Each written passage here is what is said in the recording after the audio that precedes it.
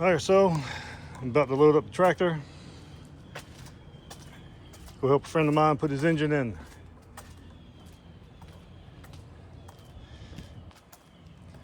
Like I said, it'll be easier with the tractor. A strap to lift it up. He's on dirt, and his truck's a frame, so it'll be easier to do it this way.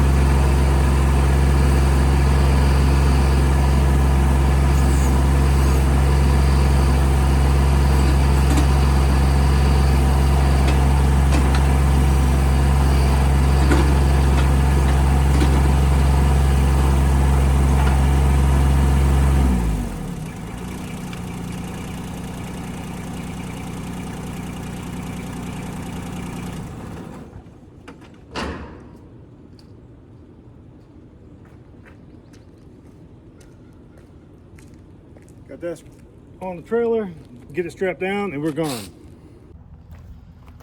All right, we're strapped down. About to head out. That ain't going anywhere. Anyway, hop in the truck here, sneak past my mower, and head on up. All right, so we're creeping down the road, down my little area here, tractor in the back.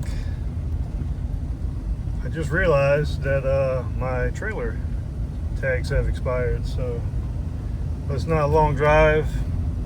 I think we'll be all right. If not, well, I don't think it's too big of a fine. It is what it is at this moment. We're not unloading and we're not going back. So they see me rolling, catch me riding dirty. So we're gonna head up there, get that done, and then I'm going to get back here and see what's going on with my 93, seeing what's up with that fuel. Like I said, I put a new distributor in. I kind of went that route first because that was the first thing I saw. Like I said, when I was working on the truck, I was literally like hours away from leaving on my trip, and I did notice with my inspection camera, I kind of taped it up in there and was looking at it while I was cranking it, and I didn't see the injectors pulsing, but I wasn't sure, 100% sure how that system works. I know I've got a friend that has a 305 TBI, and you know, if you turn the distributor, you can hear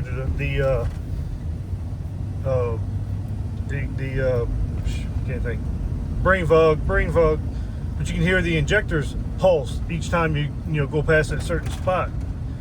But I'm not hearing that with this, and I don't know if that system works the exact same as most TBIs are the same, but there are some slight differences in different years. This is a 93, his truck is a 90, so I don't 100% know if maybe it's a little different or not. Of course, I haven't looked up the schematics. I'm usually pretty good with that stuff. It's not super hard, but at this point now, I'm kind of leaning toward that fuel pump. But it's a beautiful day here. It's in the 70s again. So like I said, we're going to tow that tractor up here, get that engine put in, and then we're heading back. Hopefully we don't get stopped with a bad tag. You know, something I was noticing too, I'm gonna ramble for a second. You know, you see all these shows and stuff like that, And it's like, well, we're going to drive this old car that was sitting in the field, from the field to home, and we got to go 5, 6, 7, 800 miles. Man, they're not really doing that. They throw them people under the jail.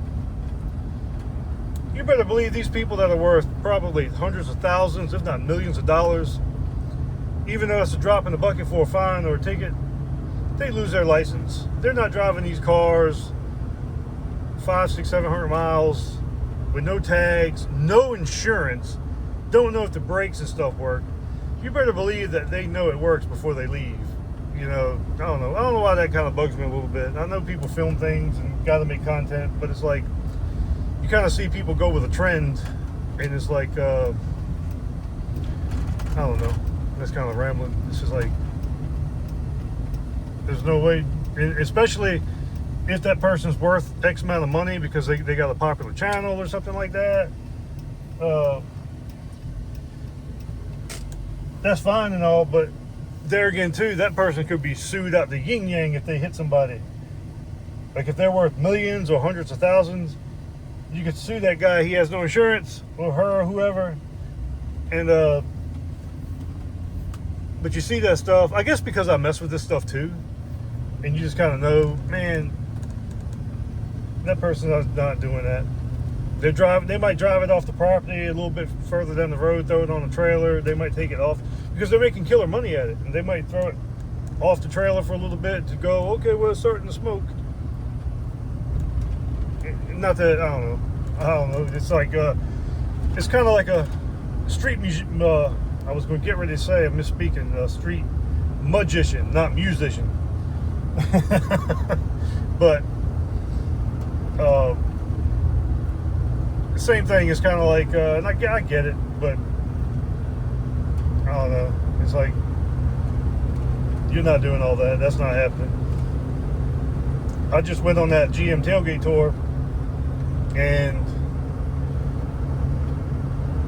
all those miles that we drove and areas we drove in, yeah, some of those areas, like in North Carolina, obviously there's other places that are just like it, where you can kind of shimmy that thing down the road a little bit. But how do you magically break down, hey look, there's an auto parts center next door and I've got an unlimited credit there? I don't know, it's just, maybe I'm ruining the magic. Showing my age. I don't know if anybody remembers that show, was it The Masked Magician that came on like in the late 90s, where he was on there and he was showing you how all these tricks were done, and a lot of the bigger magicians really didn't like that guy. But it was just one of those things, maybe it bugged him, who knows. I saw a couple episodes, I never did watch all of it, but yeah, it's kind of the same thing. So it's like, I had a friend of mine with me helping me navigate, and I was like, man, if we broke down, I had some basic tools of things that you knew you might need for a truck like this. You know, some like, well, I think like Allen head wrenches, definitely some 13, some 15, 16 millimeter things. It's, you know, something you can change your starter, pliers, cutters, all that good stuff. A pair of snips, dikes, all that stuff. You know, some basic things to do, some basic jobs. You're not doing an engine rebuild on the side of the road. And I could only imagine if I had to call somebody, hey, I'm 500 miles away from you, I'm 6 hours away, can you be here real quick to get my car that I just bought? But yeah, you better believe that they know if it's going to make it or not, or close to it, and they're not driving them things down the street. I'm not trying to be the deliverer of truth or anything like that. Man, I got cotton mouth, I'm thirsty. But kind of rambling a little bit, and I see that, I don't know, I see that a lot. Maybe that's why I'm not a success, because I don't know, I know it's fun to pretend and all that, but I don't know, that's not my thing, really. You know damn well, like, it'd be funny, I'm sure some people have done it, but you're not worth lots of money and doing sketchy things like that. Because, man, they would freaking throw you under the jail, as I said earlier. An old car. Now, I've had a few friends that's done that. I know a guy personally that I dropped him off to pick up a vehicle that I remember this car sitting in the woods. I think it was like a 70, I forgot what year, but it was in the 70s, a Buick Skylark. And I remember that car sitting in the woods when I was riding the school bus. And I remember he's like, hey, I'm gonna go buy this car. But it was like maybe 6 miles down the road from me, and he drove it home like that. But there again too, he was the renegade. He didn't give a damn about anything, and his license were already shot, so he's not really losing anything, I guess. If they impounded the car, what did he lost? Like $500 at the time, or $300? Well, hell, the guy may have gave it to him. I forgot the deal.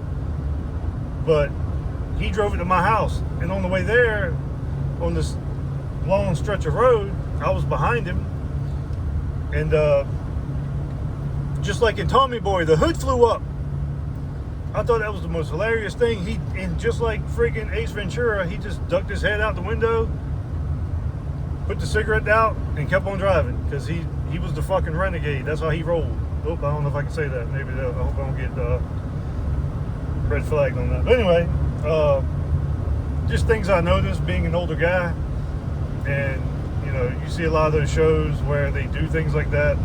Like I said before, the shows where they put a distributor in, a brand new engine, and they got to meet some crazy deadline, and they're like, we don't know what's wrong with it.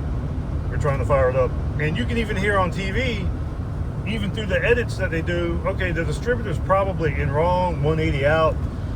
I think we've all made that mistake, and it's not a big deal, but it's just like, hey, Bob figured out that the distributor was 180 out, so I think we're good to go. And it's like, how many cars have you built, especially carbureted and whatnot, throttle body, you know, tune port? If you put the distributor in wrong, the computer's trying to compensate for it, and you might not notice right off the bat that it's in wrong, but a lot of times it'll just crank, or it'll crank, fire up, and die. The computer's trying to figure something out, but it won't work. I did that with that TPI in my little green dually. I put it in there, and I just couldn't figure it out at first, because it was cranking. It'd fire up, die, fire up, die. So then I went back to basics. All right, I'm gonna bring it up to number 1. And I'm used to doing, like, at that time I was kind of like, I had carbureted in my mind, and I did it wrong, but it still tried to start, and it did start, and it died, or it wouldn't start, or crank. But it wouldn't have the same characteristics as a carbureted vehicle. So what I did was I just went back to basics and put it back to number 1, had the distributor aimed where it's supposed to be, yada yada yada, and even then it fired up and would die, but again the timing was off. So once I had a friend in there with me turning the distributor as I was cranking it, it found that sweet spot, fired right up. Because like say the 93 S10 I'm working on, or the TPI, the computer will adjust and or decrease timing up to 20 degrees as you're driving to meet, you know, you're going uphill, you might be towing something, pulling something, going downhill. The computer will decrease or retard that timing up to 20 degrees to match or to help assist in your driving conditions, which is why these things are very efficient. Even like, say, the you know, LSs and whatnot that are super efficient. The computer is just constantly thinking and doing what it needs to do to get you where you got to go. Doing the tailgate tour, same thing. Those vehicles coming up that mountain, I would probably wager 80 to 90% of them, probably more than that, were LS powered, which again, you got the computer doing all the work. You know, you downshift, just like the truck I'm driving now. I downshift, put it in third, second, whatever I felt it needed, and she would just chug on up the mountain. Carbureted, you know, if you don't have the right accelerator pumps, accelerator pump cams, the right, you know, to give it the a different length of squirt that it needs, you know, for extra fuel, for an extra, you know, pop. You know, you could have trouble. She could be spitting, backfiring, and there was like one guy that I remember saying his was backfiring coming up there. And well, I mean, I'm just kind of rambling. Got a little drive ahead of me, so I figured I'd talk around my mouth. But yeah, you know, everything's different. Everything's got different characteristics. So that's that on that. Same thing with this truck here. I'm about to help put the engine in. Same thing. It's a 90 S10. Put the 2.5 four-banger back in it. I mean, we can almost lift the engine up, but like I said, what if you get kind of caught, something ain't working right? I mean, it is what it is. Why throw you back out trying to be cool? But yeah, I don't know. I just notice, pay attention to things like that. Like, yeah, we're gonna drive 500 miles. We're gonna. It's like, yeah, right. It sounds cool. Then all of a sudden, well, we didn't get it home, but I went ahead and stopped off at this random local racetrack, and they said that I could drive it down the racetrack real quick. Sure, yeah, that happens all the time. Like, okay, I don't have a big following, maybe never will, but like, I don't know anyone that's just like, well, I was at the gas station, and I said hi to this guy, and he was like, nice truck, and I said, yeah, great. Maybe I can take it down your drag strip sometime. And the owner of this big drag strip said, sure, come on down. We've rented drag strips and racetracks before. Well, not racetrack, but like, you know, drag strips. And it's like, you got to sign all kinds of papers. You don't just roll up in there because, hey, I'm cool and I want to drive your track. I don't know, whatever. All right, I'm at my destination. See you in a bit.